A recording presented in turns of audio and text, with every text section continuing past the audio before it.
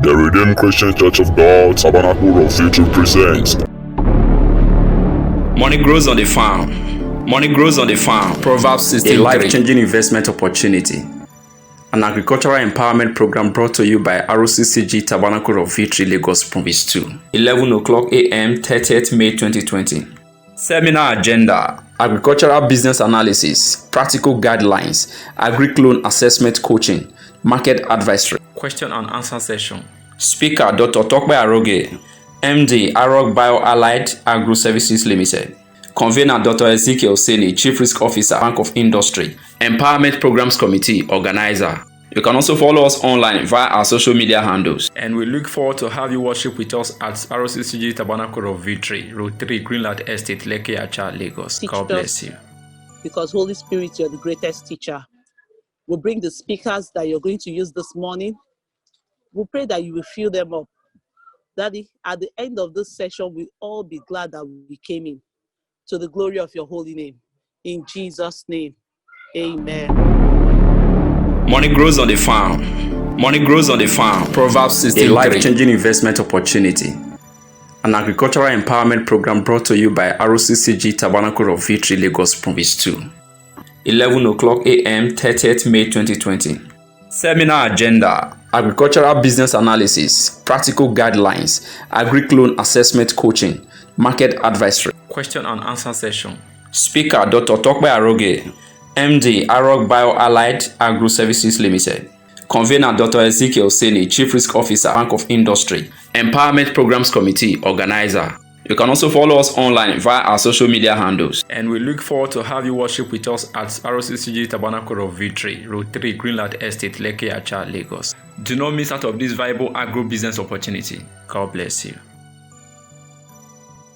Okay, Pastor Sadie is here with us. Okay, over to you, sir. You're welcome to the meeting, sir. Yeah, praise the Lord. Hallelujah. Okay. Good morning, everyone.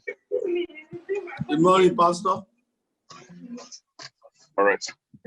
I want to welcome you to this special program, which we call the Empowerment Program in the Tabernacle of Victory of the Redeemed Church of God, Province 2, Lagos.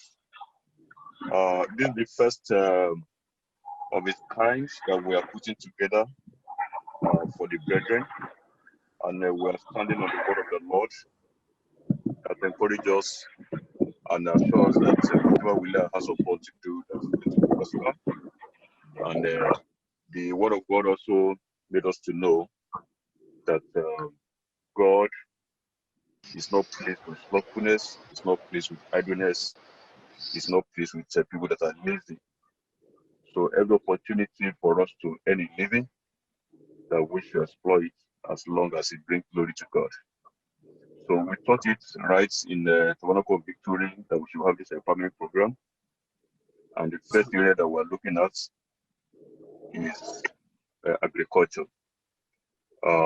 We believe that the empowerment program will be an opportunity for those that are looking for means of livelihood, that possibly they can find opportunity there for them to be able to do something for themselves.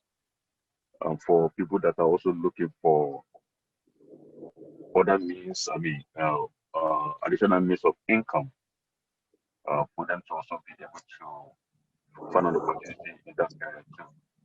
And also people that are also looking for, that take agriculture as a leisure, they love anything agriculture, they can also come in. So we strongly believe that what we are doing, that the Almighty God will prosper it. God will use this opportunity and platform to bless so many souls this morning.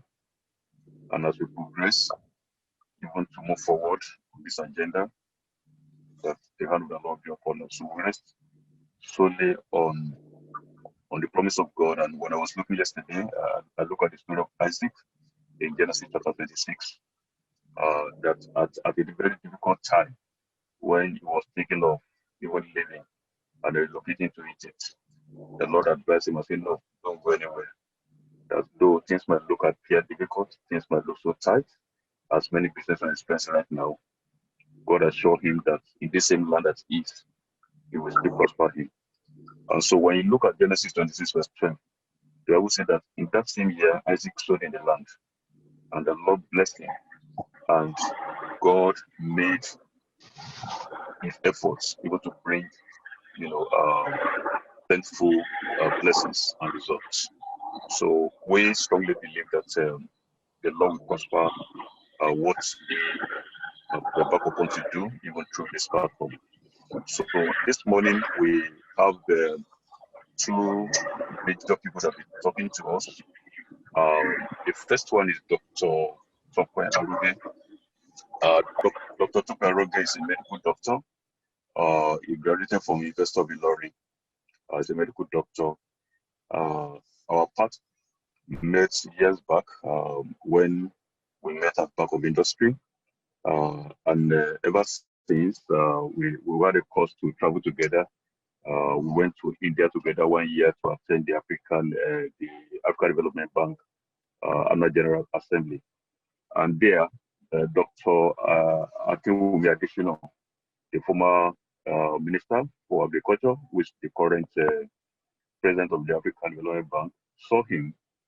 And he saw him and, he just hijacked him and was to introduce him to everybody, to important personalities all over the world. And before you know it, he said this man should be put among the youth that were talking that day. And then I think that section was chaired by the former president of Ghana. And he made a very brilliant talk, and everybody gave him a standing ovation. So it's an experienced agri entrepreneur. So we are brought in this morning to speak to us on agriculture, and the theme is money grows on the farm. And I know that it's going to be a blessing to us. He's not practicing as a medical doctor, he's practicing as a farmer. And he was telling me that he makes more money than he will have made from medicine, and that testimony is so fascinating.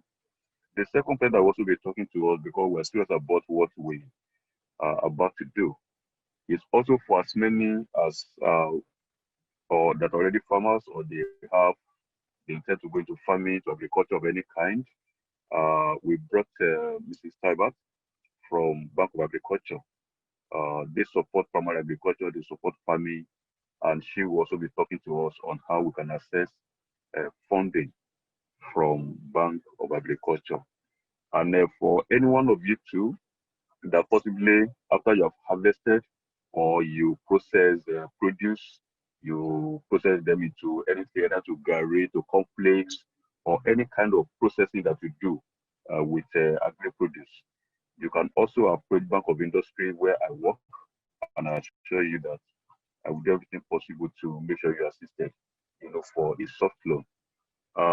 And I give an example. In Bank of Industry, we can give a loan up to 10 million naira without collateral. All you need to have is maybe 2 reputable guarantors, including clergymen or even traditional rulers that are reputable. So, or even maybe somebody working in a place that has credibility, it can guarantee you, and you can take up to 10 million naira, no collateral. So, if you are interested and you're into produce, processing, all kinds of things, will be a blessing to you. So, the essence of bringing this platform is that we will be a blessing to the Church of God, will be a blessing to our community, will be a blessing to everyone that has contact with us. And if you look at the open heaven this morning, we were being encouraged that we should bring as many people, even to love God. We should show, because we are the light of the world. We should bring many people, to see the light. And how do you do that? By making a blessing to them. And that is what we intend to do this morning. So I want to thank all of you that are currently here to attend this program. I hope that it will be of great benefit to you. You are free to ask questions from Dr. Aroge and from Ms. Taibat, and the committee that put this together in the Tabernacle of Victory. They are also there. to also attend to your questions. But after this program, we'll be coming up with some other things that will be very peculiar to us in TOV. But you and can also join you. We're looking at acquiring a farmland, and thank God this is rainy season. We want to make some plantings that we can harvest within 3 or 4 months, and from there we will go forward. So I welcome you to this meeting, and the Lord will bless you. So to our guest speakers, Dr. Tabernacle and then Mrs. Tabernacle, I want to say a big thank you to you for honoring this invitation on a very short notice. God bless you. Thank you very much. Thank you very much, sir. Okay, quickly, we'll be taking the first speaker, which is Dr. Tabernacle. He'll be speaking to us on money grows on the farm. So Dr. Tabernacle is here on the line. So the next voice we'll be hearing is Dr. Tabernacle. Dr. Tabernacle, you're welcome to the platform. Thank you very much, ma. It's a pleasure to be here and for me to have the opportunity to share some word or two with the people of God. And I believe that as we do this, God will open our eyes and for us to know more and be able to put it into action. The topic for me this morning is about money grows on the farm.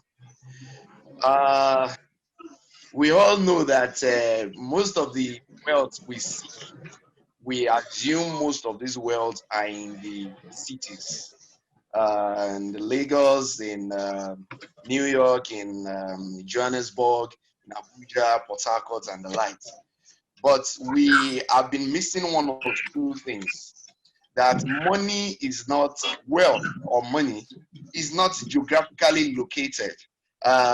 It's not geographically specific, and neither God never planned any location in the world to have a concentration of capital or wealth. In the world, anywhere you get to, you can actually get wealth. We can take a word from the Bible when Abraham and Lot were living together, and they were growing, and to avoid conflict, Abraham and Lot made a decision that one person should step aside and move away. And when Lot decided to do so, by then when he got to the location he eventually settled in, he had a lot of wealth. So that is an indication that wealth is not that probably in Nigeria, wealth is concentrated in Abuja or Lagos, and so be it. So this topic is beaming the searchlight on the fact that the farms we have in Nigeria, we can actually grow wealth in it. All we need to know is to have one or two in-depth knowledge about what is going on. And what is going on in Nigeria? Let's check out the Nigerian agriculture.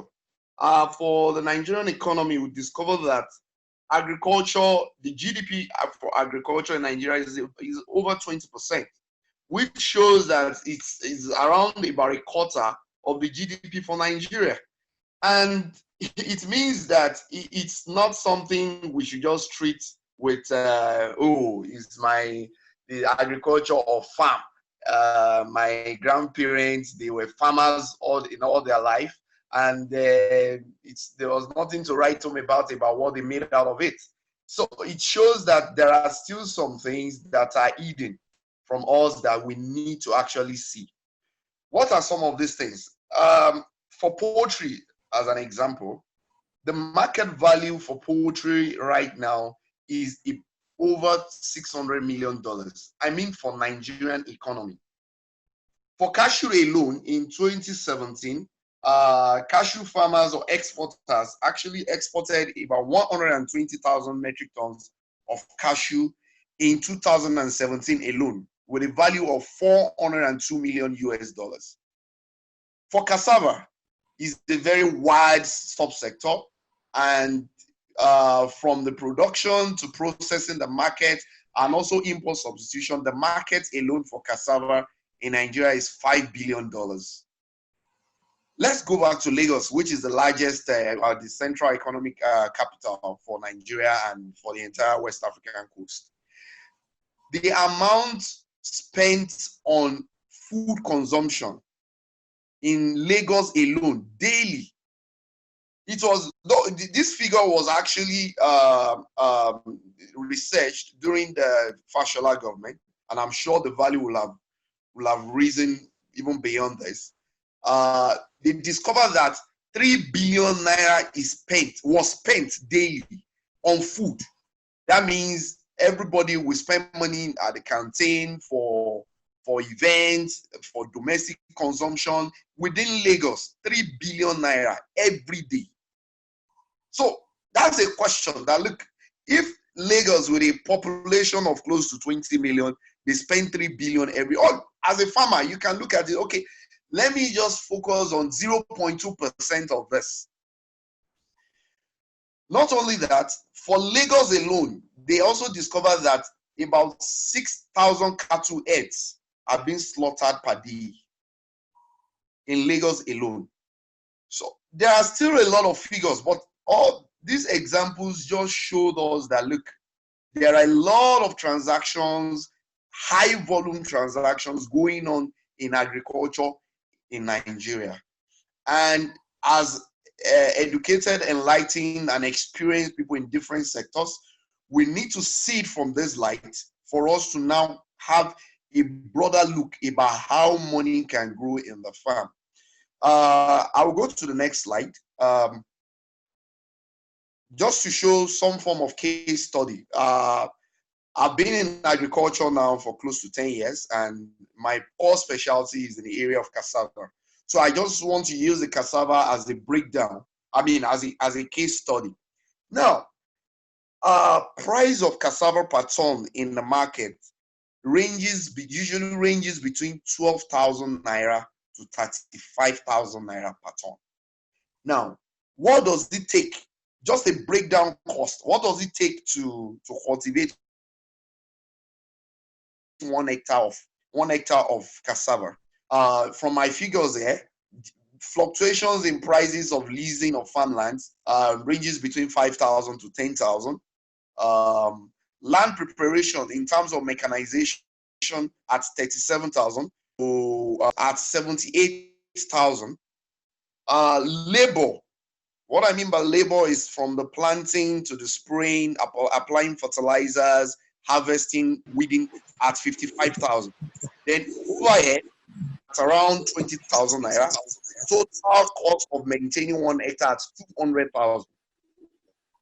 Now, it is expected that with all this, it's expected that you should have about 15 tons per hectare.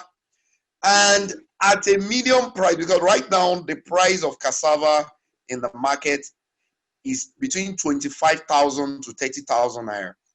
So if you use 25,000 with 15 tons per hectare, that's 375,000, and a margin of 175,000 naira. But that is at a price of 25,000. Remember that I mentioned earlier that the price of raw cassava ranges between 12,000 to 35,000. So it means that there is a very huge price fluctuation. But the knowledge, know-how is important for a farmer or an intending farmer to be able to navigate his or her way in this business. So what it means is that a farmer needs to do this when he or she knows that the price will be good. Or if the price is not so good, what are the mitigants, what are the areas that the farmer can use practically to be able to make profit? Now, on the other side of the slide, I continue the discussion on cassava that is a 12 to 15 month cycle, even though you can have high yield stems that can mature in 9 months or 10 months. But give or take 12 to 15 months to planting, maintaining the farm, harvesting, and selling. So we have a period Yes, I'm continuing now. Sorry for the interruption. So there's a 2 to 3 year cyclical movement. So what it means is that there are some years that you have the price crashing down, and you have some years where you have the price going up. But it's established in Nigeria that we have this cyclical movement every 2 to 3 years for the past 25 years.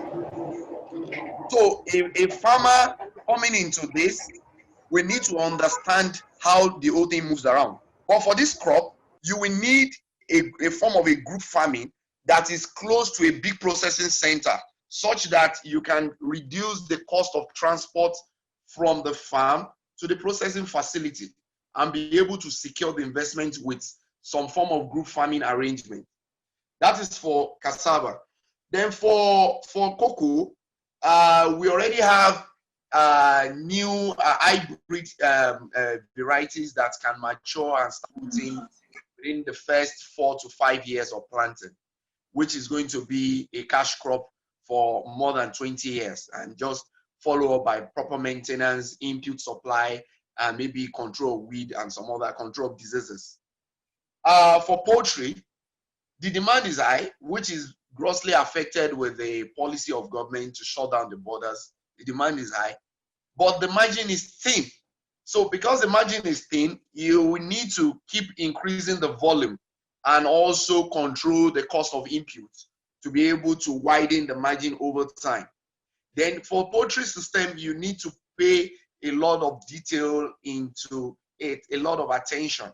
You need to be well detailed in controlling the field, the diseases, even the human resource. So this is just a case study just to give us a wider view about the entire issue about agriculture. Now, I will now have to speak more on the farm dynamics. For the farm dynamics, we have two different parallel now, or two different segments of what is required to grow wealth in the farm. Number one primary thing is not fund. It's not the fund or low cost capital or cheap funds or grants that is the most important. The most important is the people, your human resource, the people you are working with, or people who are going to help you to work with you on the farm. They can make or mar your agribusiness, your farmers, your manager or supervisor, all of them. So it is very, very key, much more important than capital, than funds. Another thing is markets. It is a golden rule that you don't grow wealth, or you can't grow wealth in the farm if you don't have the market. You need to establish the market before you can grow wealth on the farm. Another one is the know-how.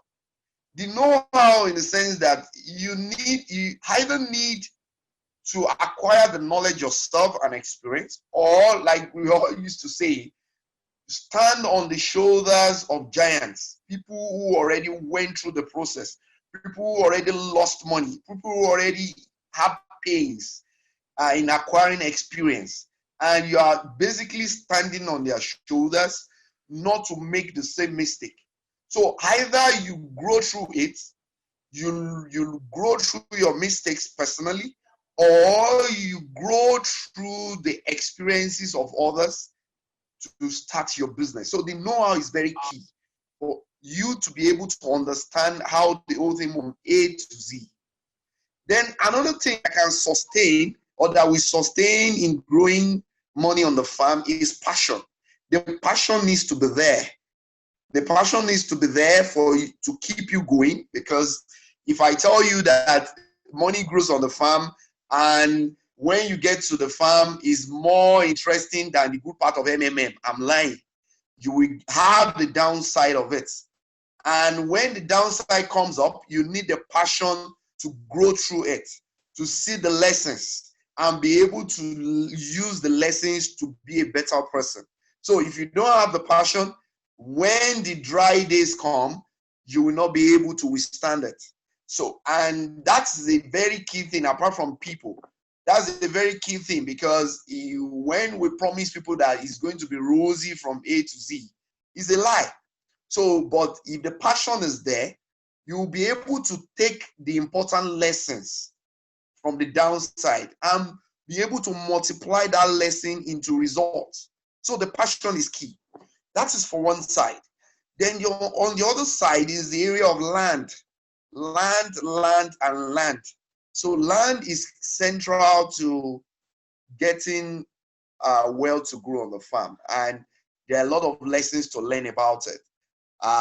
Again, you can only get this in the know-how, to learn from other people what their experiences in acquiring land, in using land, and some of the legal implications and how to go about it, and also the political implications, how to navigate round and round, because I've seen farmers in the past who got their CFOs revoked because they got involved in politics, or they did not obey the rules.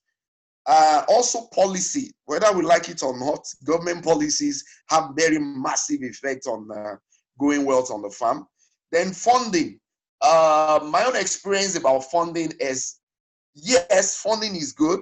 Funding is important. Funding is critical.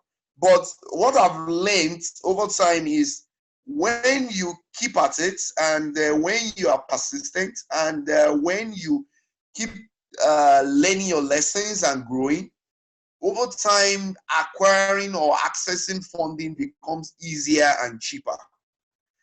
So my own philosophy is, if you get other factors right, funding will arrange itself. And you can need to have rounds and rounds of financing, of refinancing, and growing in accessing funding. So it is not a one-shot thing that you need to get sorted once and for all. The other thing is in the area of business model flexibility. You need to read the times and changes. Like what people say, that the two constant thing in life is God and change.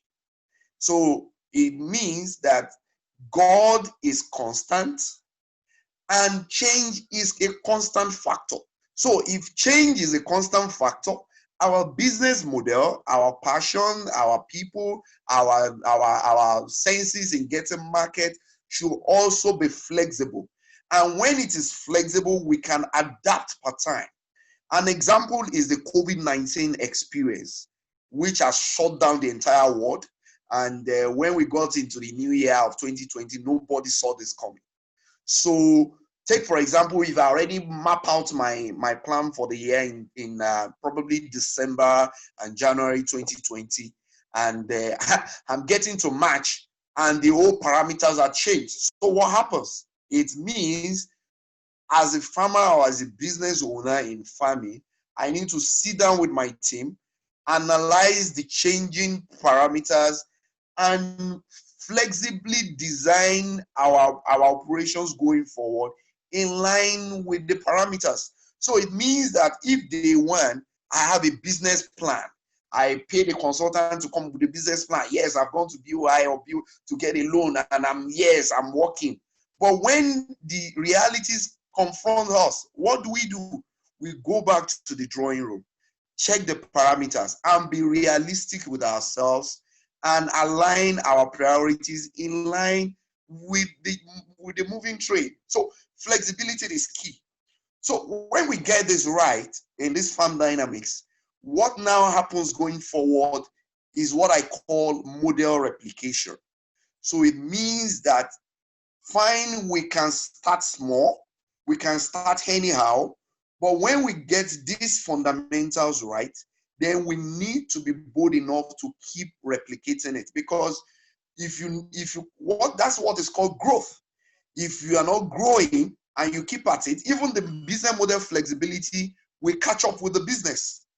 If we don't develop the habit of replicating, or what we call increasing the business. So when you get the model right, you keep replicating it to grow. And another, on the other side of the slide, another thing is to just give a wider view, a broad view of agriculture. In agriculture, there's what we call the primary production level. There's what we call the secondary production, which is more or less agro-processing or storage. Then the higher level is now what we call services, where you have inputs, where you have agri-extension agents, where you can even have an online business model. And you know, in those days, we attribute farming to just cutlass and hoes. But right now, you can come into agribusiness under different, multiple processes. You can go into the raw primary production, getting a land, cultivating a crop, and you can go into livestock, maybe having a small dairy farm, having a goatry, having a piggery, having anything to it. And I would like to cite an example. I was in a UNDP training session, and one of the teachers just pointed our attention to some form of analogy that I never looked into before. He told us that when we get to villages and we see our grandmothers or people in the rural areas going to farm virtually every day in a year, or let's say we even say 300 days in a year with cutlass, and by the time you go and check the area of land, you discover it's less than 1 hectare. And as a matter of fact, most of our smallholder farmers in Nigeria or in Africa have less than 2 hectares to cultivate. Now, for a whole year, you are going to less than 1 hectare. But at the back of their houses, they will have chickens, they will have goats that they are rearing, and they will basically be using leaves and waste from their house to feed those goats. But financially speaking now, let's break it down. How much are they making from that 1 hectare farm altogether? But now let's go back to the back of the house. When they have their kid going to the hospital or going to school and needs to pay for WAEC, he needs to pay some school fees in the higher institutions, you discover that these same women will just pick, okay, Coyote, oh yeah, pick that goods. Tomorrow is market. Pick 1 or 2 goats, pick 3 goats, go to market. You will discover they will come back home with sometimes 50,000, more than 50,000, and you'll be able to pay. But now compare the energy, the time wastage, the resources using going to farm for about 300 days a year, and the somewhat negligible effort in raising those goats and raising those chicken at the back of the house. So we now look at, okay, if we are talking sense now in the area of agribusiness, you discover that they make more money doing that at the back of their houses. But as for us who are more enlightened and we are more relevant in other sectors, you can apply those principles in other sectors into this. Now look, even if we are talking about farm, there are things I can do at the back of my house. If I buy, let's say, 4 plots in Ikorodu, and I built one big mansion in one plot out of the 4 plots, and the remaining 3 plots are just wasting, I will have spent money to buy block and all that because of Omonile to fence it round. So what stops me? How much is a greenhouse? What is the quantity of tomatoes using smart technology? What is the quantity of tomatoes and pepper I can grow to sell in my the market before Ojota, and quietly make my money? That means farming has gone beyond living in Lekki and now go to Oyo to go and buy land and now do the next step. It can come in different versions, and we can get whatever we want to do from anywhere. So that is how the complexity or the simplicity of how we can actually enter into this sector. And why I mentioned crop, livestock production, and also agro processing and storage. Agro-processing and storage is basically adding value to the first layer of activities. If it's agro-processing, it means we are adding one value or the other to the initial crop grown.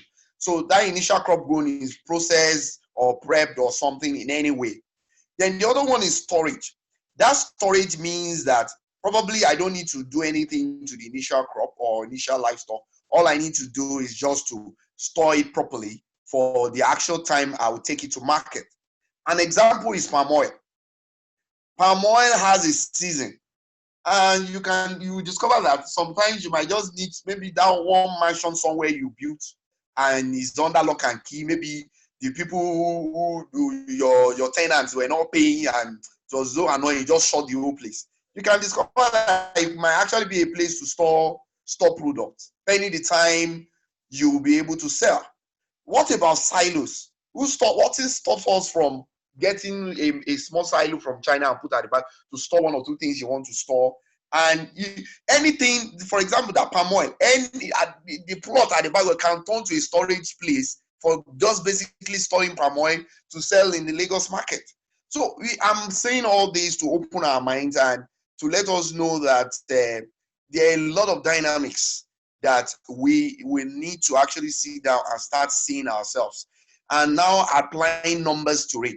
Take, for example, if it's palm oil and you look at Ikorodu or you look at mainland and you just have a rough estimate about quantity of palm oil or plantain, or at the end of the day, you discover that just basically moving food from one point to the other might just be a business sense to go into. Okay. Might just be a business sense to go into. And another example from the slide is what we call input supply and services. What about services? What about if my job is just to link the farmer with the appropriate market and I take my percentage in doing that service and enhancing it with information technology to make sure I have a base of some farmers and I'm working with them, supporting them, and I'm also linking them with market in Lagos. It could be a business case. So the issue of farm goes beyond practically primary production. It goes all along the value chain. And so what about inputs? What if my duty is just to say, okay, probably in Ondo State, the farmers buy cutlasses there at, let's say, 1,000 naira. And in Lagos, cutlass is sold for maybe 600 naira. All I need to do is to have some bulk of funds, move the cutlass from Lagos, already have places I will sell to them in Akure or anywhere at, let's say, 800. I make a margin of 100. It could be a business case.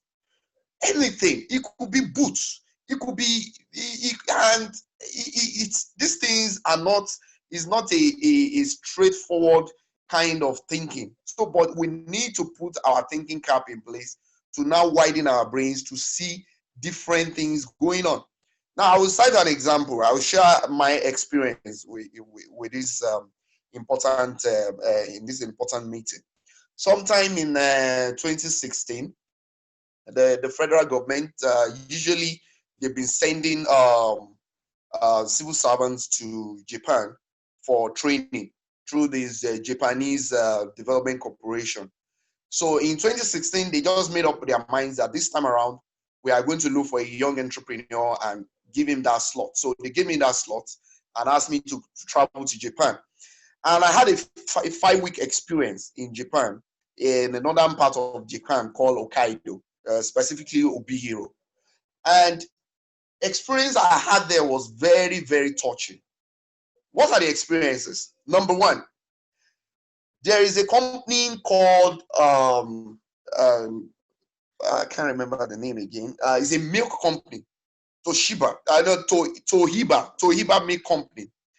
Now, what is the history of that milk company? That milk company is more capitalized than Dangote company in Nigeria in terms of dollar to dollar.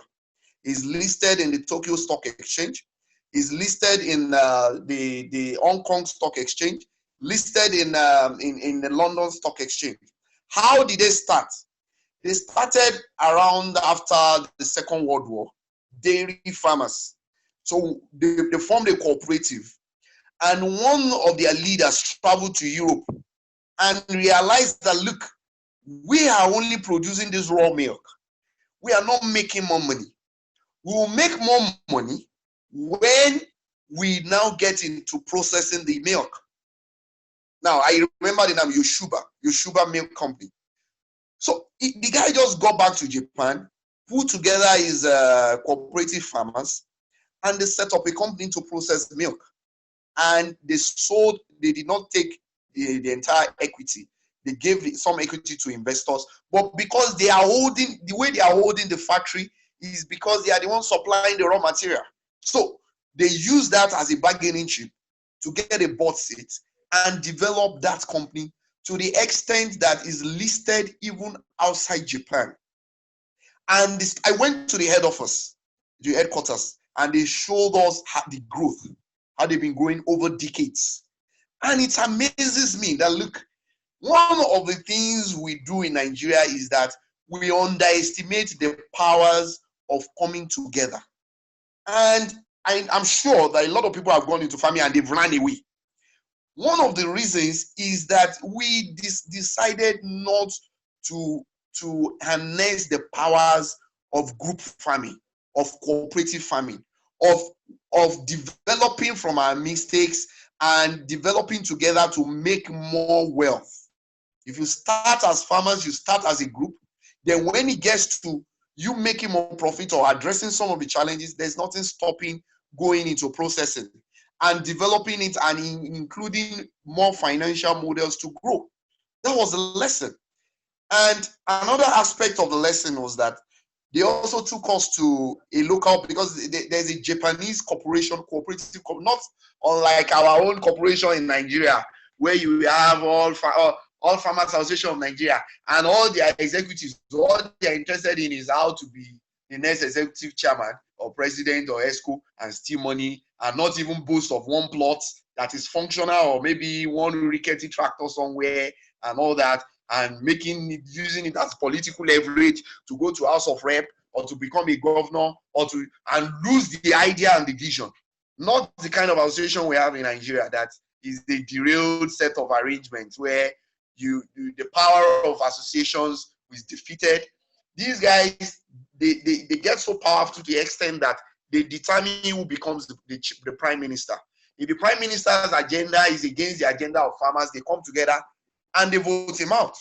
So the local group or the local cooperative have a compound within that. They have a compound within that community or within that town that is much bigger than Obajana Cement in size. And what do they do there? What they do there is basically to make sure that there are farmers planting Chinese yam, planting potatoes. We have, from what I said earlier, a storage place. In that storage place, I have some of my pictures I took there. I can share later after this. The pictures are not here, but I can share it subsequently. In that storage, there's even a hall that all they are basically doing is just to move the onions from various farmers to that place and prepare it very well. What do I mean by prepare? Just washing, just a little of conveyor belt in water. And old men and women who do not want to just sit down at home, just coming to work and just washing, and with a little of robots packing it properly for exports. The same thing for Chinese yam. They bring the Chinese yam into that complex, and people are employed. They employ themselves again to just wash and package to take to New York, to Singapore, to Hong Kong, to Tokyo. And I was amazed that all these things that these people are, they are not that difficult. There are a lot of warehouses in Lagos that are lying fallow that are not being used. There is just, we don't think very deep. And we focus more on the negatives in our society than the positives to build on. So not to bother us much. So these various arms of agriculture, crop production, livestock production, agro-processing and storage and packaging, then input supply and various services all lead to both local and export markets. employment, and the wealth, which are all traceable to farms. Let me cite an example. I have an issue with an individual who have been disturbing me now for about two weeks, that I should process Gary, top quality Gary, and deliver to his warehouse in Lagos for him to export to UK. Now, why this same person we've been talking for more than a year? So why is it suddenly disturbing me? It's very simple. The naira to dollar and pound variance is higher. So it means invariably that if I've been exporting 1 ton of Gary to UK and I've been making probably £1,000 over time, if I now do it and I'm from Nigeria, if I make £1,000, let's say £1,000 by the time I send it, repatriate it back home, it used to be like 450,000 or thereabout. But if I now continue to do that 1 ton or even do more, if I still make the £1,000, by the time it comes back to Nigeria, it's no more 450,000. So it shows the dynamics for just Gary alone. Now look at pepper, dried egusi. Even if what you are exporting is just 5 kgs consistently or 20 kg, the value is no more the same. So it means that anything you take to market, to the export market, you already make more margin. Even if your margin had been 10 before, it means now that if you continue, the margin will increase. What about the local market? An example is palm oil. In this time and age that it's obvious that the Buhari government is not interested in promoting any form of giving foreign exchange to import food. It is so glaring, either by design, either by deliberate decision, or by force of nature that is going on. So what it means is that all the multinational companies doing, what do I call it now? Doing Indomie, doing even soap, they all need oil palm. They all need palm oil. So you discover that no matter the palm oil you even do, no matter how crude it is, no matter how the specification is so awkward, believe you me, they will collect it. They will collect it. Now, again, let me also cite an example of, let me share just a simple experience I have. Currently, I can also share it on this platform later. What if I tell you that one of the major reasons why I have to rush to this meeting and why I'm in the farm up to midnight is because COVID, which is the private sector, that all the private sector institutions donated money, has given jobs to people to get Gary to distribute all over Nigeria. They contacted me and asked me to tell them how much I can deliver in 2 weeks. I told them an amount. The guy got back to me and said, is this only what you can? I said, okay, if this is it, what I can do, okay, let me do 50,000. Let me do 250 tons of Gary for you in 2 weeks. That 250 tons is a contract job, the LPO of 70 million. And what it means is that if I deliver tomorrow, I know a couple of others, they have given up to 150, 200 million, that because they are not in the sector, they don't understand where to get the cassava or get the Gary. I stand another chance of when I finish the 70, I can go after and do the other ones. So what does that mean? So all along, if I've been doing Gary, and the Gary has always been recording failure, losses, it could just be one event, which is a COVID event, that will change the entire cycle. So, and the staying power of people, that's why I keep telling people, in farming, one critical factor that I mentioned, which is passion, leads to you having a very high degree of staying power. Staying power in the sense that if you are involved, if anything happens, don't see it as an end to that transaction or to that business. See it as a way of getting to know what to do better to grow that wealth. Now, let's go to the next slide. In the overview, what are our country potentials? if you get a Lebanese or an Indian coming to Nigeria, he will not see all our excuses about Nigeria, about Abacha, about Buhari government, about Jonathan. That's what he will not see. He will not see that. What he will see are the opportunities in the same fatherland we have. And what will he see? He will see people buying plantain chips on the road in Lagos. And he will pretty just calculate the numbers he can sell per day, the margins that can come from it, and how he can keep that turnover, and how he can continue to make the money and repatriate it back into the country, into his country.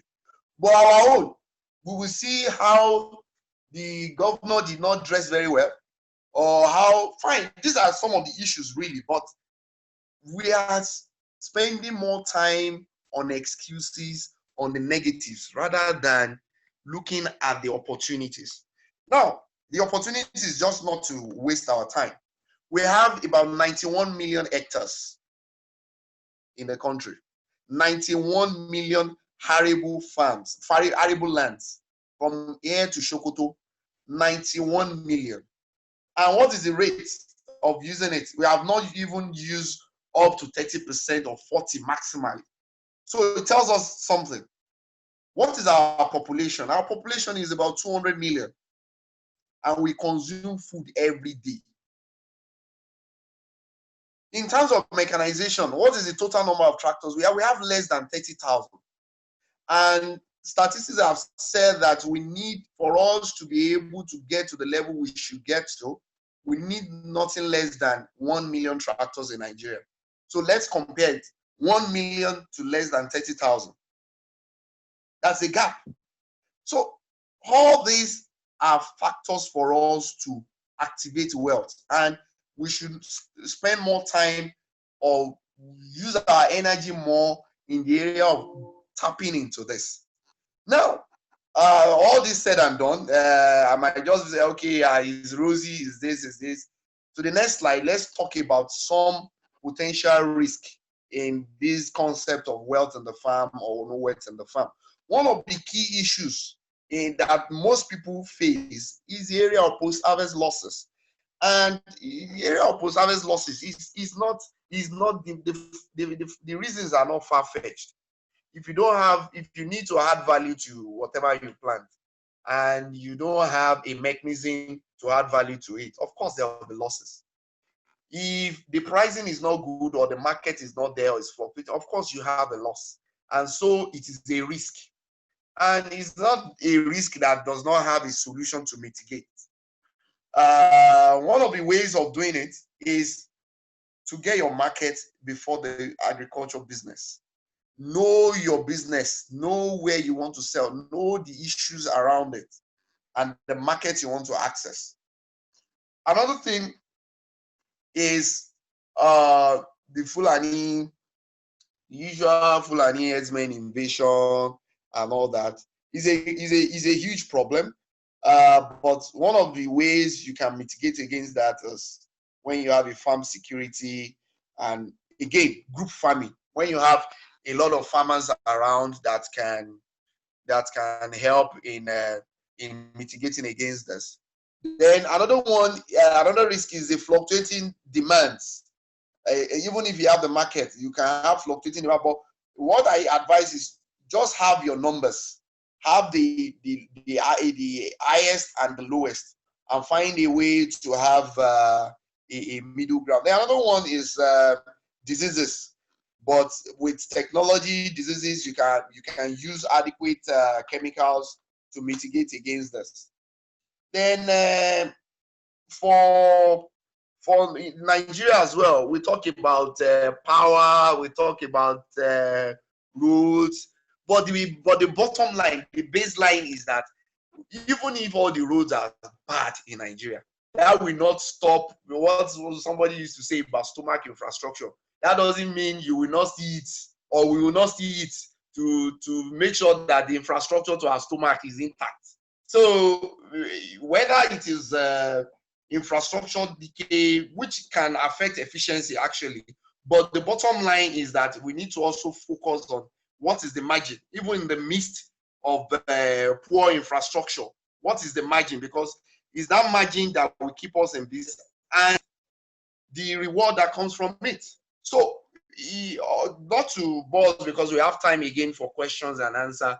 This is just to give an overview and to initiate discussion that in Nigeria, farming is still wealth. And all we need is to have the passion for it, believe in it, be steadfast, have the right set of people to work with, because people can actually you can have ₦1 billion to start farm, free money, and that ₦1 billion can disappear within less than a year. Everything will just disappear, and you will not be able to say this is what you got out of it, because a lot of people, guys who even attended university, they have very wrong values. It is not when you have a supervisor that will want to drive a ₦22 million worth of Hilux as an official manager or whatever for a business that will not even make profit for the first probably 24 months. Or these are a lot of ridiculous when it comes to human resource on the farm.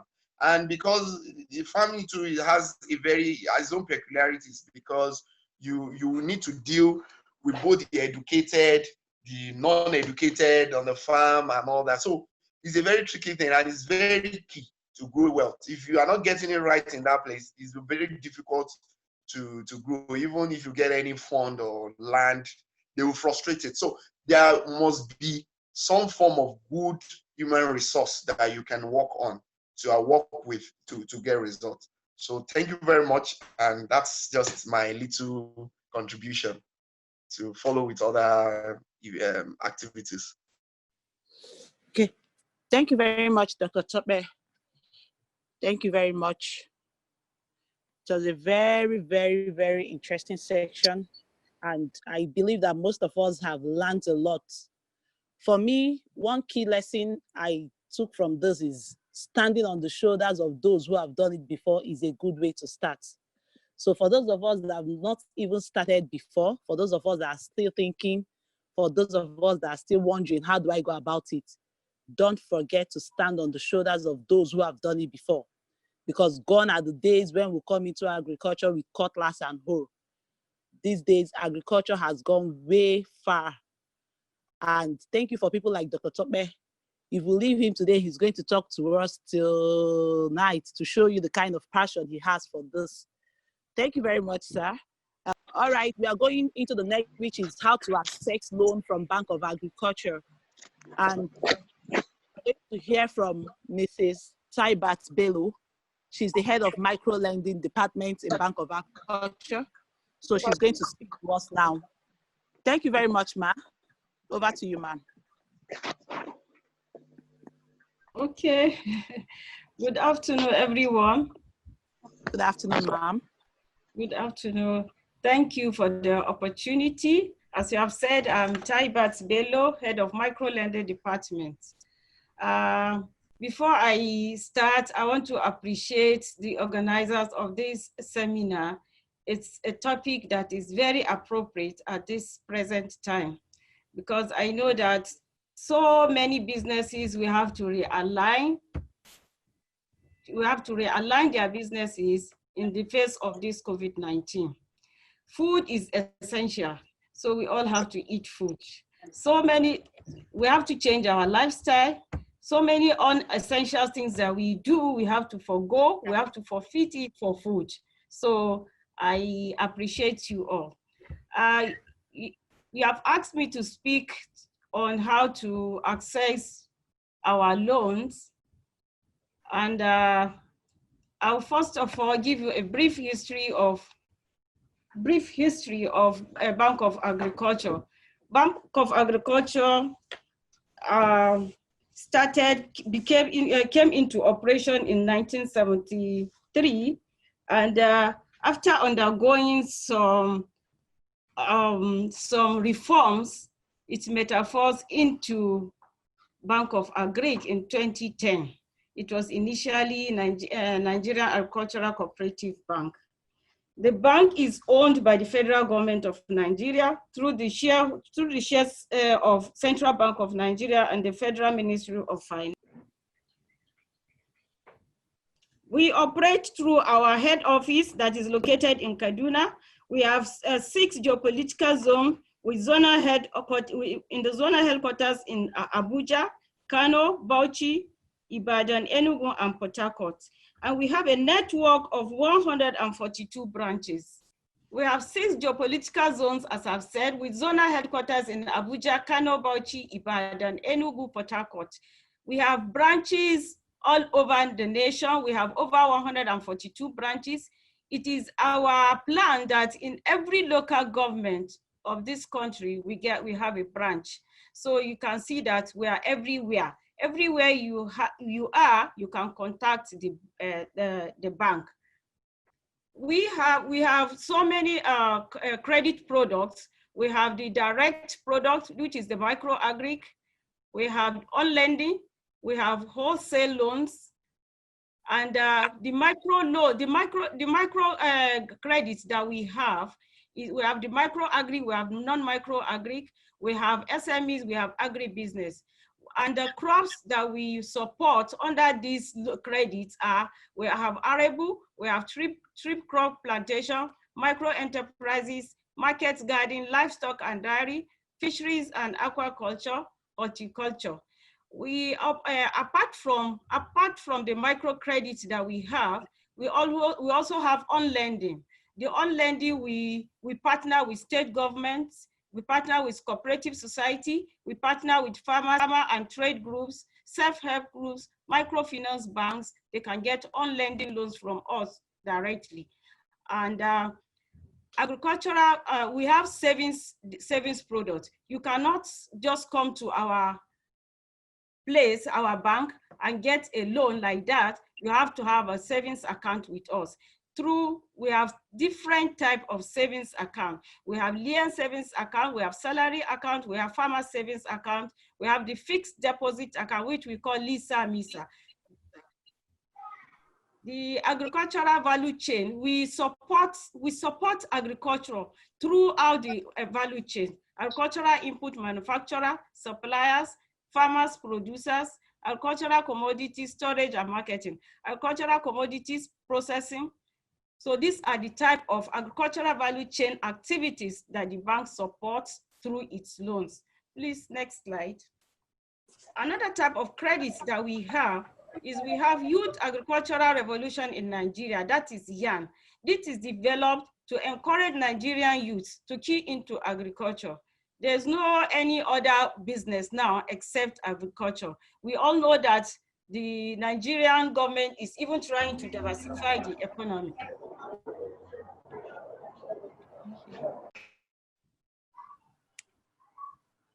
Apart from the yarn that we have, we also have the Grow and Earn More, that is GEM. It is developed to encourage women. This is targeted only at women that are in agriculture. And the features of this product is it can be accessible by individuals or group. The maximum loan limit is 1 million. Applicants must be smallholders which require land for cultivation. There's no collateral is required, must provide acceptable guarantors with verifiable income. There's another type of credit product that we have is the Bank of Agricultural Rural Business Initiative. It is developed to assist rural women micro entrepreneurs whose loan entry requirement is between 10 to 30,000. There are women in the rural areas that they just need 10,000, 20,000, 30,000, 50,000 just to fry along the roadside. So this, our product, is basically for them. But the feature is that we deliver the credit through group-based. It is group-based delivery methodology. We focus only on women. No man is allowed to benefit from this type of loan. If a man wants to benefit from a family, he has to come through his wife. It is group guarantee of members that we use. And default of a member is default of the group as a loan. default of a member is the default of the group. If a member defaults, that means the group has defaulted. The maximum loan limit per member is 150,000, but you have to grow through stages. You have to take 10,000, 20,000, 30,000, and make a repayment over a period of time before you can graduate up to that 150,000. What we are saying here from this slide is that we have value band. All our loan products has limits. The micro loan that you are more interested in is what 250,000 per individual. If you have a cooperative, if you are in a 10-member cooperative, 20-member cooperative, the maximum that each person can get is 250,000. And remember, it is uncollateralized. We don't collect collateral. The only thing that we need to collect is that you have to bring a reputable guarantor. The group has to cross guarantee each other. The next one is the SME loan. The SME loan, you can collect, an individual can collect, a company can come and collect, but I understand that your own, for the purpose of this talk is just that you want to come as a cooperative. Okay, the agribusiness loan, it is determined by capacity. Before we can only give you depending on your capacity. If we see that you don't have the capacity to take as much as you want, then we'll give you what your capacity determines. The same thing with the on-lending and the special project loan, it is negotiable. States come to us, they collect loan. The microfinance banks also come to us and collect. Requirement for assessing credits, our microcredits, especially the group one that you are asking for. You have to open an account. First of all, you have to visit any of our branches that is nearest to you, and you open an account. When you open an account, you operate the account for a minimum of 90 days for you to be eligible for the loan scheme. And you are required to make a deposit of 20% of the loan amount you are requesting for. Assuming you are requesting for ₦1 million, 20% of 1 million is 200,000. So you need to have that amount in our account. Remember, most of our clients under this microcredit are smallholder farmers, artisans, and traders. So they don't even need up to that amount. You can see that the maximum loan limit here is 250,000. So most of them is just between 150, 200,000 that they ask for. And 20% of 150, 20% of 200,000 is just 20,000. So it's easier for them to do. By the time you complete the 90 days waiting period, after you have opened an account, you purchase a loan form. You purchase the loan form, you complete it, and you send it back to the branch. You have to have you have to provide reputable guarantor, the cross guarantee of cooperative society. All members have to cross guarantee themselves. That is one. Secondly, each member of the group that is asking for a loan will have to provide a reputable guarantor. A reputable guarantor that have a verifiable income.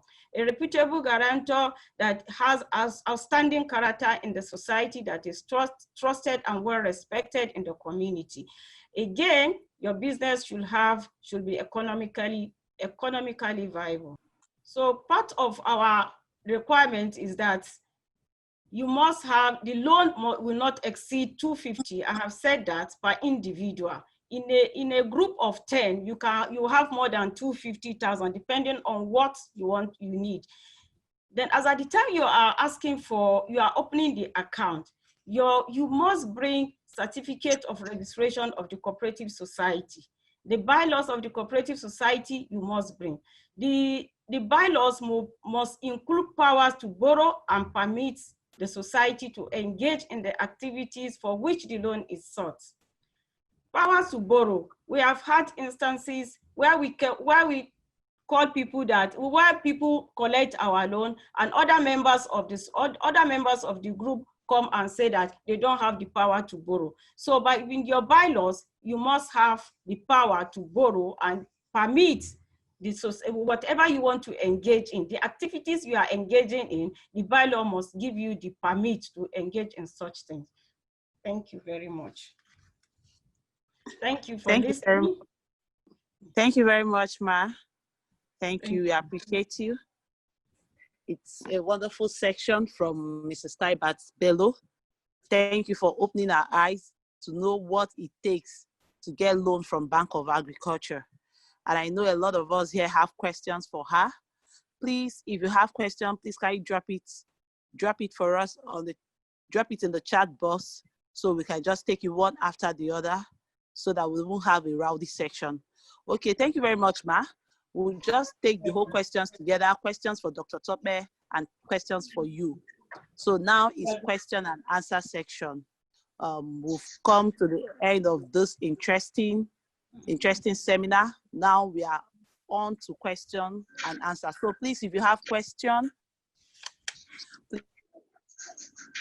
please drop it in the chat box. Like I said earlier, we are going to take just 2 people to speak, to ask questions, and then we'll read out the questions. Thank you very much. Dr. Tope, are you here? Okay, please, ma'am, I have a question for you here. Can you hear me, ma? Yes, I can hear you. You say, how does this differ from the CBN Nisral Agric loan? Okay. CBN NISA Agric loan? Yes, ma. Okay, it's quite different. We are operating on a different platform. NISA is for CBN, while we are also federal government owned, but we have different conditions for it, and we have different funding for our operations. Okay. Okay, thank you very much, ma. The next question says,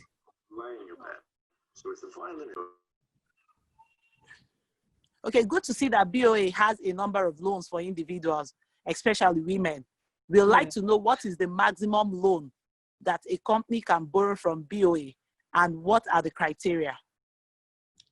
The maximum loan that a company can borrow.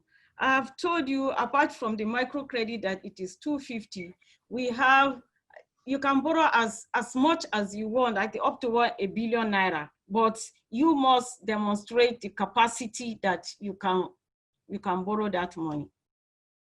Other conditions, we cannot bring it here, except I send it to you.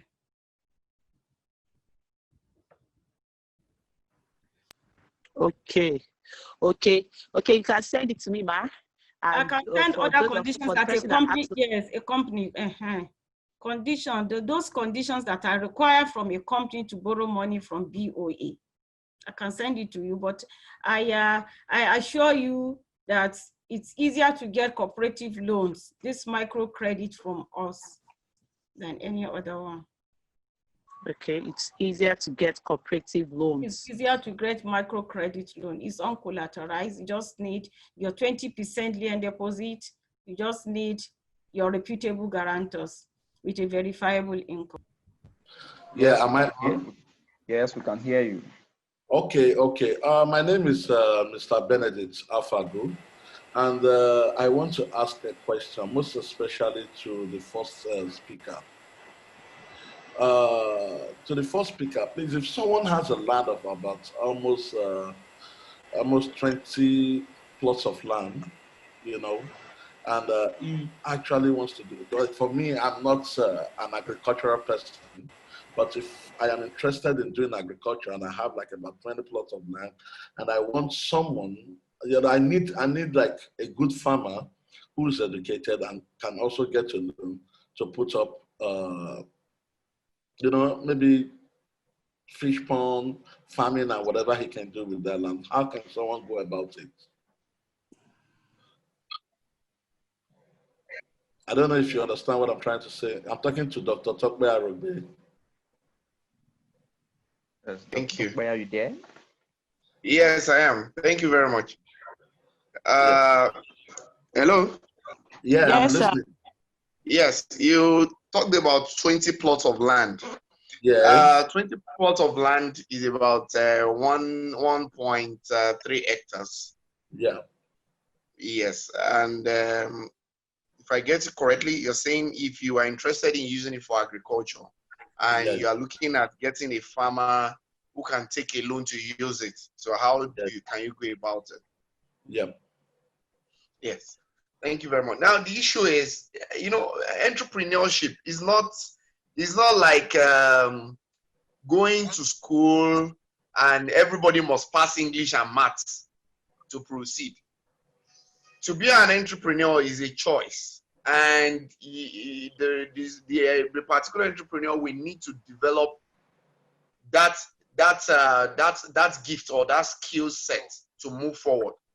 Now, for you to get a farmer to use it, you will need to because is it as a partner, or you want to give it out as a gift to probably support someone.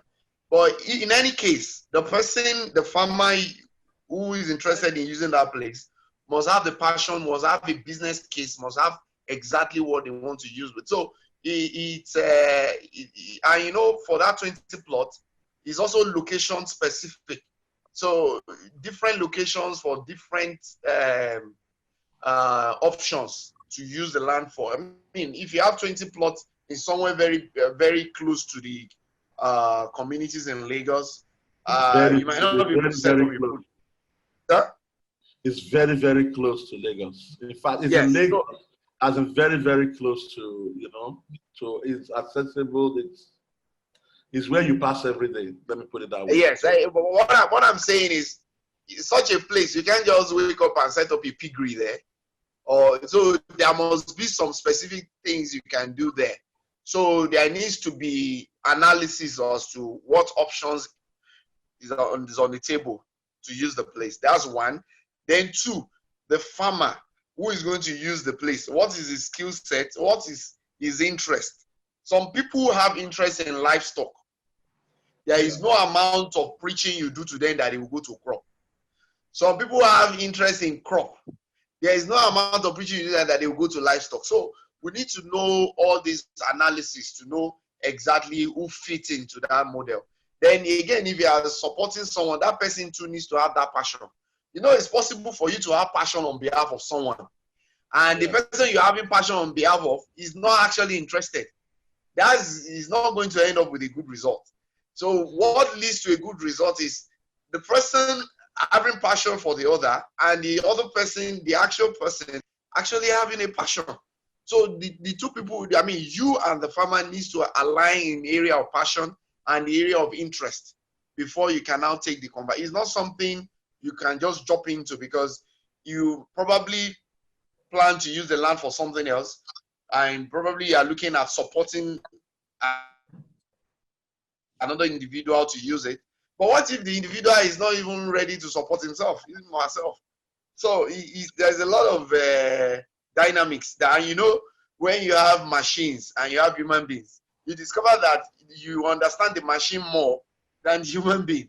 So, and the complexity of humanity is quite high. So you need to make sure that the person really buys into the vision before. It's better not done at all than for you to, because what it does is that if the person is not doing it well or the passion is not there, it will not encourage you to continue to support that agenda. I don't know if I'll answer you properly. Yeah, you answered, but I'm not calling on behalf of anybody. I'm calling on behalf of the person that, that really wants to do the business. I'm not talking on behalf of anybody. I'm talking about the person that really wants to do the business. Yes, he has the land and he needs support. He needs a proper agricultural person. And of course, he also needs the support from the Bank of Agriculture. So how can these three people come together and make something happen? Now I get you. Now I get you properly. Someone is interested in using this 20 plots, but he needs a farmer to use it. Yes. And he needs the farming venture to also be able to access funds. Exactly. Now, this is my take. I've been doing this for like 10 years. My issue is if you set up a business primarily or as a function to ask. Hello, sorry, I'm back on, please. Okay, sir. Please, can we take the next question because of... Okay. Thank you, sir. Hello. He has not finished. He has not finished answering the last question now. Let me finish. Please. Yes. Let me just round it up, please. Hello. Yes, go ahead, sir. Okay. Now the issue is, yes, there's Bank of Agriculture, there's Bank of Industry, there's a lot of banks, there is even individuals, they have investors. The number one thing is you have the land. The person who owns the land is interested in getting a farmer to use it. Now, what business do you want to do? Because you discover that it might be that what you want to do will determine the kind of capital you need. So you need to address that area first before you proceed to access it. Because it's when you answer that question, yeah, it will be easy to now determine where you go with either Bank of Agri, Bank of Industry, or any other avenue to access fund. You need to knock in that area. If you have yet to get a farmer, then you also need to look at it.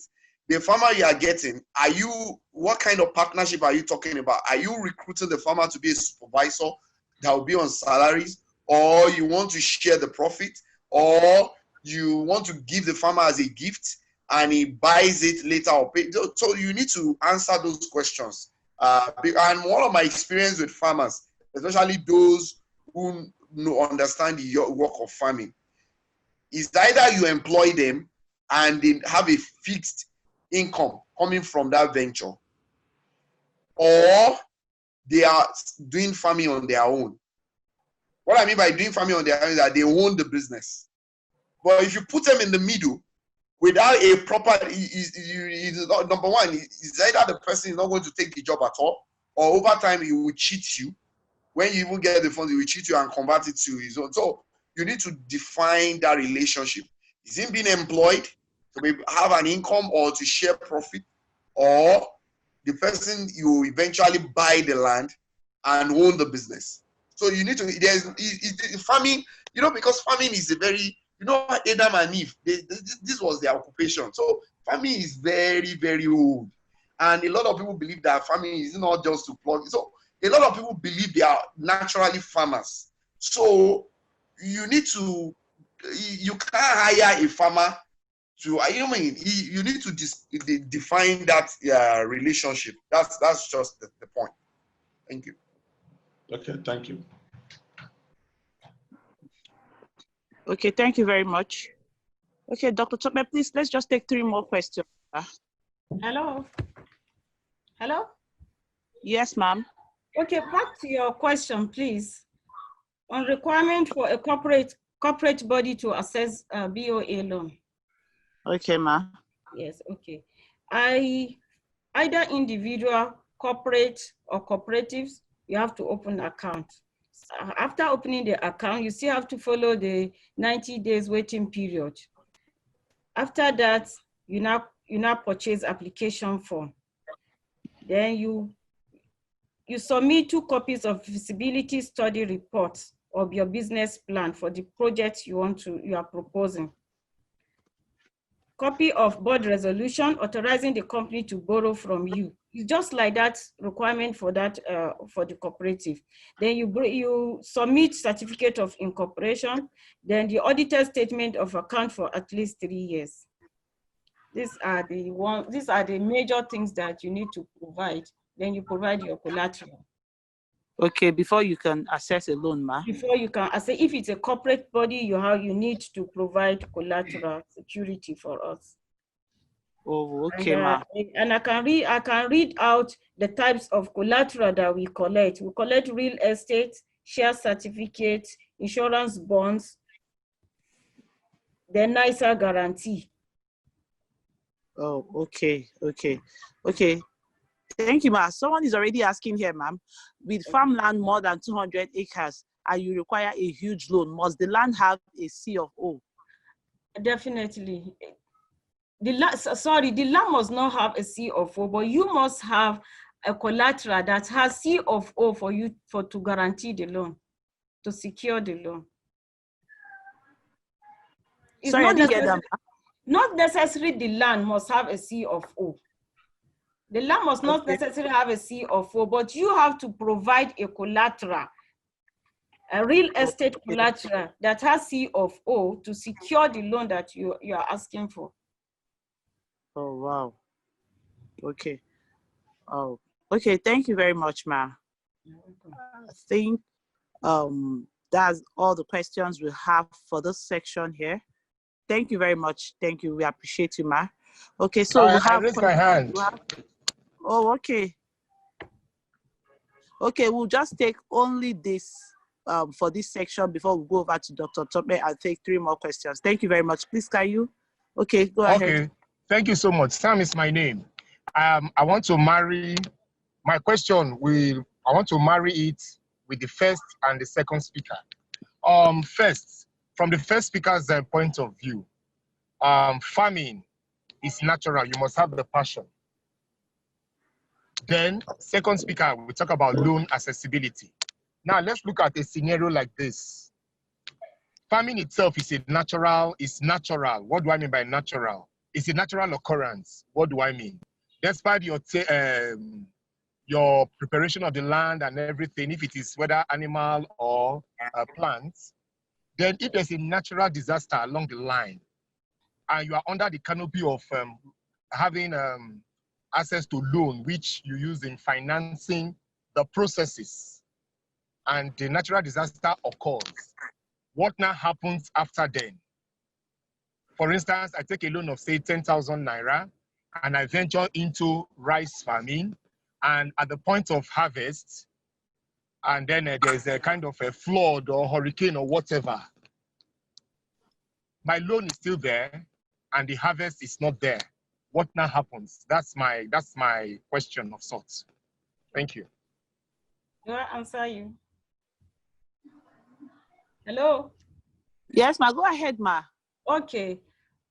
In our own perspectives, every loan you are taking, we make sure that it is insured by the insurance company. So when such things, disaster, natural disaster, or any other thing happens, you have to inform the insurance company that you pay the premium to within 24 hours. And they make compensation for that. That compensation will enable you to go back to the farm, will reschedule the loan if possible, then you are able to repay the loan hereafter. Okay. Okay. Is it clear? Yes, I got that now. Okay. Yes. The insurance company pay compensation because at the point of collecting the loan, we insure, all our loans is insured. You paid premium to insurance company. Yes. So when such things happen, you inform them within 24 hours. If it is after that 24 hours, because they have to see the exhibit of what actually happens. If they don't see it, you have lost that thing. All right. Okay. All right. That means it will be in the terms and conditions. Yes, it's part of the terms, yes, of assessing the loan. You pay insurance. Yes. All right. Thank you so much. Okay. Thank you very much, Mr. Sam. Okay, Dr. Tope, are you ready now? Dr. Tope? Yes, I am. I'm ready. Okay. Can we just take the 3 questions, sir? Okay. But I think the last speaker had a question for me, but it wasn't clear. I don't know if I can get a repeat of that too. I think the question was Hello? for both of you. Yes, sir. I think the question was for both of you, which Mrs. Bello did justice to. Okay. Okay, sir. Sorry, someone was trying to ask a question, which I said we are going to take only 2 speakers. Mr. Detunji, are you still here, sir? You wanted to ask a question. If not, we can just read the questions we have, then we can call it a day. Okay. Dr. Tobe, over to you. Can you read out the questions and answers, sir, so that it will be fast? Okay. Okay. Coming, the question on insecurity. What is the best approach to getting the right people? Any tips on recruiting the right human resources, and given how important this is to the success of the farm, kindly share from your experience. For human resource, the issue is our level of mechanization in Nigeria is very low. And so because it's very low, you will tend to need a lot of uneducated or villagers to do most of these jobs on the farm. What that brings up. Hello? Okay, you can go ahead, sir. Yes. So my own farm is in Ekiti State. If your farm is in Lagos, you discover that even the so-called uneducated people that can do some farm work in Lagos will be more exposed than the people we have here. So, and the style to deal with them, to recruit them, probably will be different.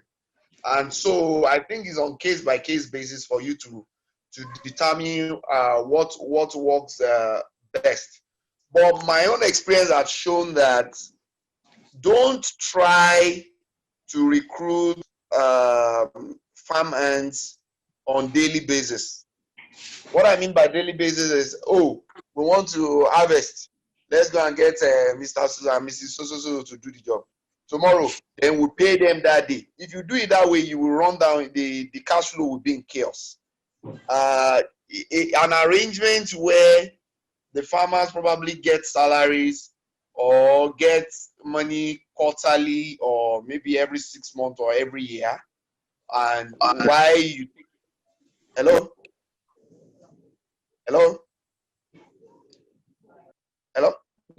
Yes, we are listening, sir. Okay. Why you take care of their feeding over the period is quite better, because what it means is that you can manage your cash flow better, and you can allocate funds for input, and you can even manage the farm in such a way that even possibly the money to pay them at a certain point you will have recouped it from the farm before you pay them. So don't get farm hands that you will need to pay by the end of that day. It will eat very deep into the cash flow of the farm. That's number one in the area of farm hands.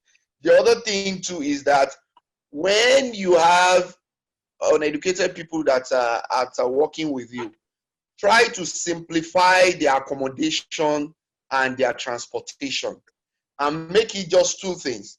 It's either you position these farm hands right there in the farm, provide an accommodation for them so that it will reduce the timelines of starting work every day. If where they are living is quite far, you will discover that they will be starting work around 9 o'clock when the sun is already set. And by the time it's 12, they are all human. By the time it's 12 or 1, they are tired. But if they're in a place where they can resume to work by 6 o'clock or by 7, whatever they do between that period and 12 will quite be better than what they will do between probably 9 and 2. So, and if you cannot get an accommodation close to the farm for them, then no matter where they are staying, you will need some form of transportation, either with a motorbike or some form of transport to get them to work very quickly. So that is one. And the other thing is, because when you have those ones, you might probably need somebody to stand like a farm manager or a supervisor. Or my own policy is, when it comes to getting farm managers, well, it's not by BSc, MSc, PhD, whatever degree, or by HND. It's not by that alone, because that could actually signify something different. Because this is not a pilot scheme. neither is it for laboratory tests. This is actual funds being spent and resources, and things must be run like a business. So the genetic makeup of the human resource you're going to get for that cadre is also very, in fact, it is the most important, because if you get your supervisor right or your manager right, you have lesser problems with the farm ants. And that is where the issue is, because most of the structure of our education system is chaotic. Most of the people, most people actually went through school, and the school did not actually go through them. And they are the ones that can actually give you problems. They are the ones that will think they can get what you, as a business owner, what you use 20 years to work for. They will be the ones to think that they can acquire it in 6 months. So my own thing about them is that you need to closely monitor any manager you get, and if they are not in sync with your criteria over a period, then you get another one, because it is quite difficult to get good hands for manager or supervisor, because obviously they will have gone through one form of school or the other. But usually, and one thing about them is that because at the point you are recruiting them, they are looking for a job. So they will say, yes, sir, yes, sir, yes, man, yes, man. They will do things well for a few periods. Then they will come up with their actual attitude. And at that level, it is not whether somebody read a Greek to any length or read business management to any length. The most important thing at that level is attitude. When you run the business as like your own business, when you are corrected and you internalize the correction and apply it in the business, just simply attitude. So what I advise people is that when you are recruiting people for that level, forget the CV or the experience, is the attitude, because it's the attitude that will get such a person to learn quickly, to do things correctly, very fast, to auto-correct himself, him or herself, and also to be accountable. So it is the attitude, basically. And if you can use that as a yardstick, then monitor the person, even with attitude. If a fake attitude can come early, then over time the fake attitude will go and the actual attitude will come up. So it's a school that any business owner will go through to be able to settle for what is right. So for the other, sorry, let me read it again. It talks about security, that what's the way of managing insecurity on the farms. Like I said, the Fulani people too, they are human beings. They can respond to dialogue. About 2 years ago, I had a farm, about 75 hectares of maize, with a lot of money spent on it. And I basically just approached the Fulani people around and look, this is a no-go area. And that particular farm, it is notorious for destruction. In fact, when I was doing it, people were telling me that this thing will not work. The Fulani people will destroy. I said, not my farm. It's not my farm. I'm here. I'm not a proxy farmer or somebody that will be farming over the internet. I'm here in the village. Whatever you want to do, I will know each other. So I called this. I said, look, this is my farm. Don't go to it. And they agreed. Though during the process of planting and maintaining the farm, there were 1 or 2 skirmishes. But number one thing I did was I maintained security there. And I made sure that the security guys are people from that local area. Then I backed it up with established security agencies. I approached the soldiers around the farming environment.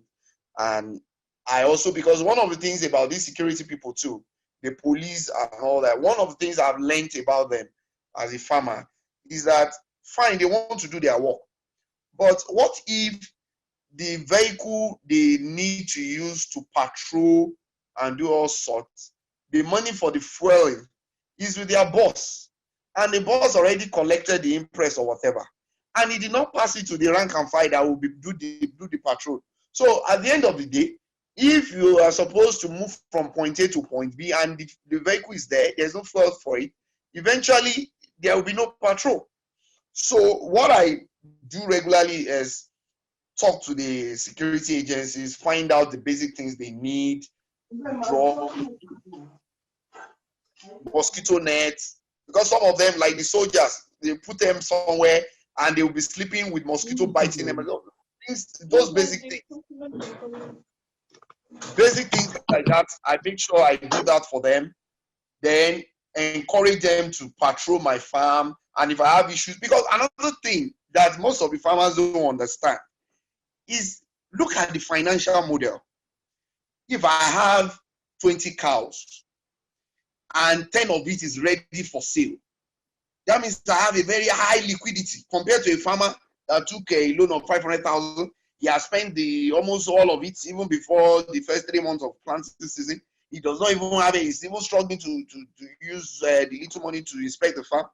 You don't have the immediate cash liquidity. These guys, they have the liquidity. If they have issues, they have ways of bailing themselves out. Apart from the fact that most of the community leaders, the kings and all that, they are the owners of the cows, the so-called cows, not even the Sultan of Sokoto.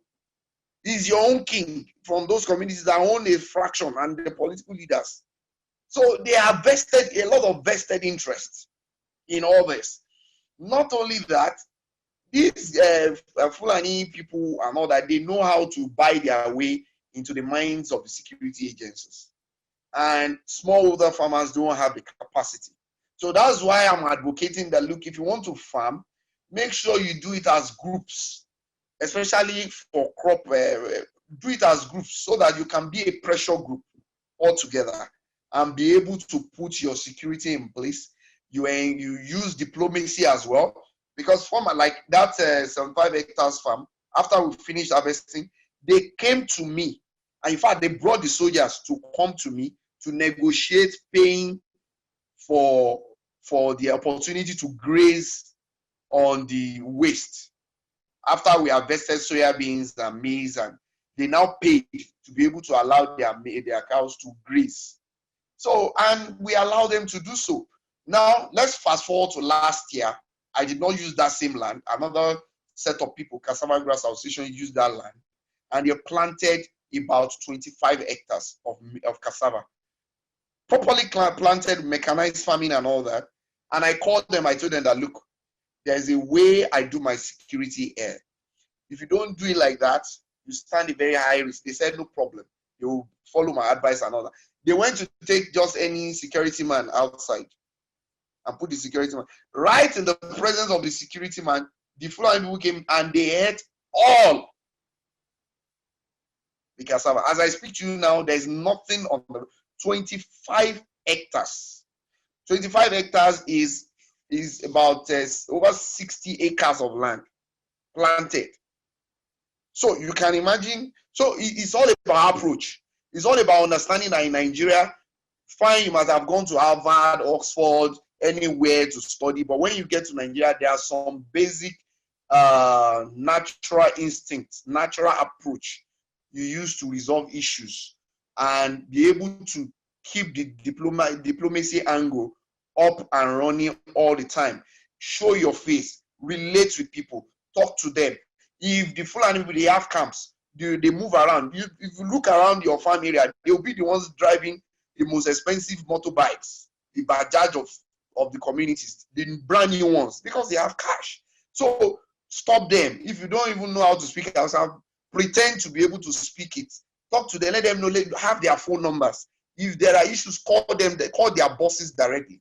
So there are a lot of ways to handle it, and sometimes once you use other approaches, you discover that it's not as difficult. And when there are other Fulani headsmen, the ones that will come in the middle of the night, destroy and go, it is the people that are around that will inform you that we have strangers, and you'll be able to handle it and all that. I'm not saying all these approaches are 100% foolproof, but it can make a difference. So the next question is about, sorry. The next question is about how to stand on shoulders of how to stand on shoulders of people. Again, there's no one thing about standing on shoulders of people is that a lot of people, you might take chances of people now using the opportunity like this when there's a goodwill to be able to get resource persons to speak, and you can get a lot of knowledge cheaply. But a lot of farm consultants as well will prefer some form of payment to be able to offer those services. But what I keep telling people is that it is actually possible to start a business with zero capital. And one of the ways you can start a business with zero capital is that when you leverage on goodwill opportunities around. That is when you get things you should have paid for outside, you get it almost zero to get it done. And anytime you get such, capitalize on it so that you can at least start something. But to recommend, it's basically out of goodwill. You can get Giant to get to stay with you, and because most of the issue really is that in Nigeria we've never been engaged in very serious mechanized farming, and so the few ones who have this knowledge will have put help to be able to have those knowledge, and they will feel it took me like 20 years to get this, and I said, okay, mentor me or do this, and it's actually, and what will be working on your mind like, I'm sharing, I actually suffered through this for years. So you really, to get a mentor to stand on shoulders is also very difficult, because when it gets to some point, you will now think, no, I can't continue to do this, you will need to pay me and all that. But if you now get goodwill around where we can be mustered to get people to offer those services, why not? So it is difficult to say, okay, because if you go there, they will just be like, they cannot do this for free. I understand that it's also not easy to get funding to start an agri-business. So it's now a very difficult thin line between getting the best of knowledge or best of know-how, and now the ability to be able to pay for it. But to me, in my own way of doing it is basically just finding a way to get things easy and cheap, because the funds are not out there to pay any huge amounts. So to me, that's about another cheap way of doing it is also belong to a lot of groups online. Read opinion of people, talk to people. For myself, how did I start this agri thing?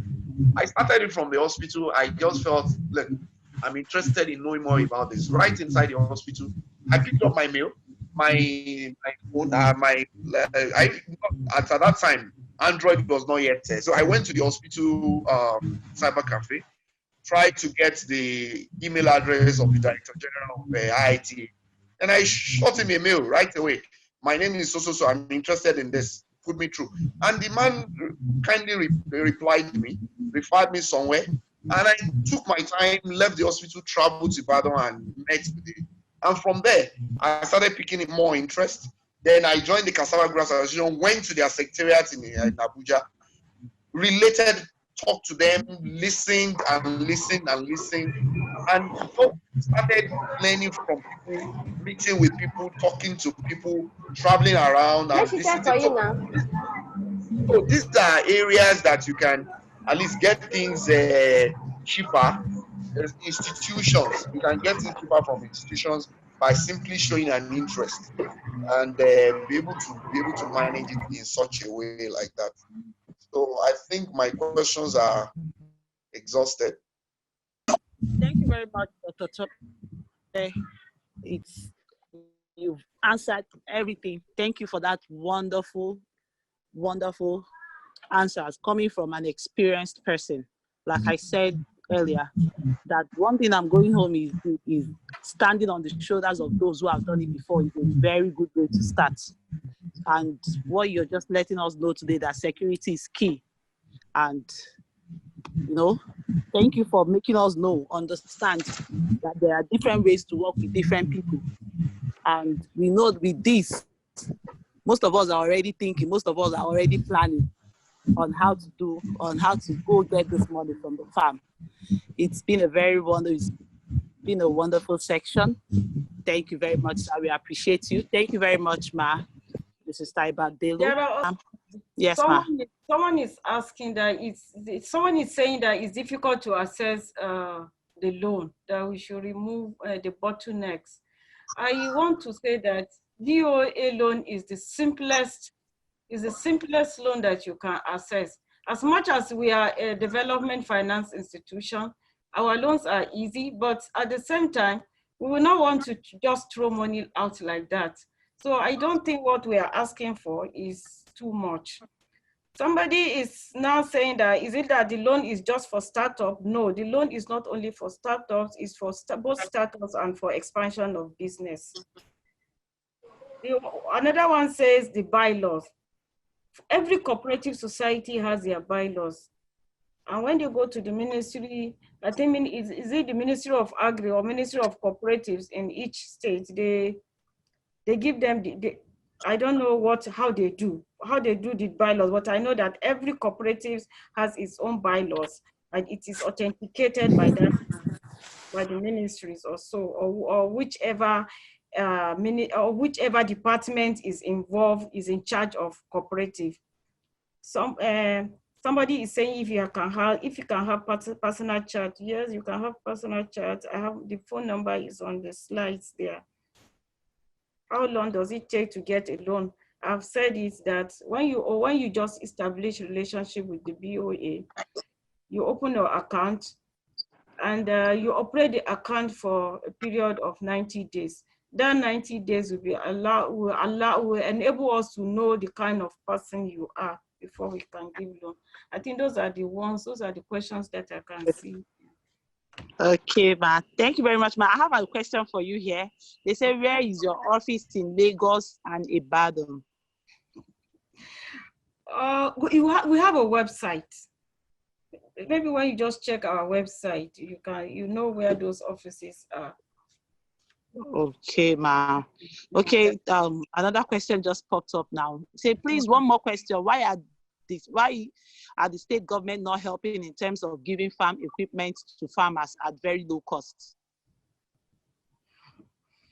I will not know. I can't say why the state government are not doing that, but I know that there was a program right from 2015 up to 2019, that Anchor Borrowers program. It really helped farmers, and VOA was one of the participating banks.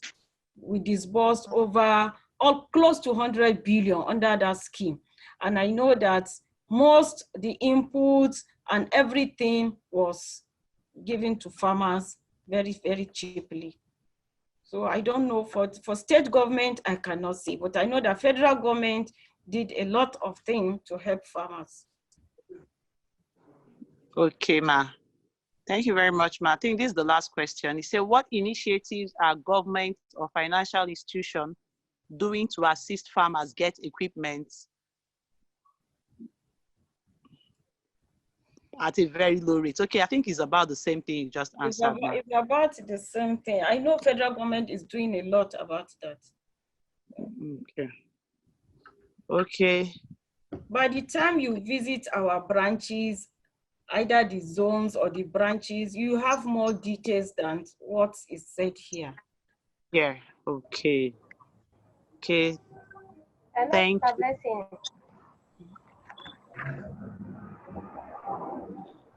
So you have a question? Hello, Sir Blessing. I have a question to Ms. Bello. Okay, go on.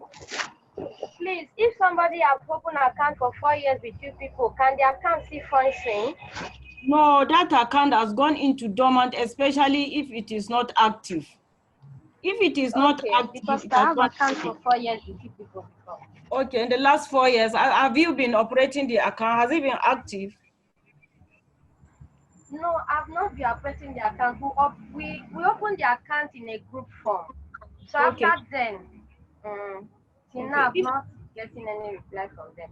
Okay, what we do is, if you have all the documents that you use in opening the account, just go back to that very branch and reactivate the account. I think it's just some money that you need to pay, then you reactivate it.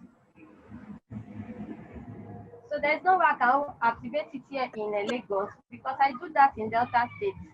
In Delta State? Yeah. So I'm sorry, you just have to open a new account in Lagos. Ah, all right, no problem. Thank you. Yeah. Thank you very much, Ma. Thank you very much. We've come to the end of this wonderful section and the end of the program. I don't think we have any other questions. Please, for further questions, you can send us a message on tovagrobiz2020@gmail.com. We'll answer your questions. For those of us that are not yet satisfied with the answers or you want to speak with them, you can get in touch with me or any of the organizers so that we will link you up and we believe your questions will be answered. Thank you very much. Just before we go, Pastor Seni, are you still here, sir? Okay. Mr. Folonshaw, please can you pray for us, sir? Father, in the name of Jesus, we thank you for all the knowledge they have passed on to us. We thank you because this knowledge, Father, Lord, will improve our lives in the mighty name of Jesus. Amen. Jehovah, touch, Father, Lord, the heart that I have this word. Jehovah, Lord, let it be useful, Father, Lord, to lift us up in the name of Jesus. Amen. Jehovah, it will not be difficult for any one of us. Amen. As we are looking for a way that we can enhance our life, we enhance our family, Jehovah, Lord, you show us that way in the mighty name of Jesus. Amen. Thank you, faithful Father. Baba, your daughter and your son that you have used this afternoon, Jehovah, Lord, give them more wisdom, more knowledge, more understanding in the mighty name of Jesus. Enlarge their course and take them to greater heights in the mighty name of Jesus. That will meet them again, they will have been in a better position, even to our in we are praying. Amen. Thank you very much. Thank you, everyone. Hope you're really blessed with the message today. We hope you will join us for next Sunday service at Redeemed Christian Church of God, Tabernacle of Victory, Greenland Estate, Olokunla, Lekki, Oja, Lagos at 8:30 a.m. Seeing you next time as you abide in God's presence in Jesus' name. Amen. You fought for me when some fight for their gods. Jesus.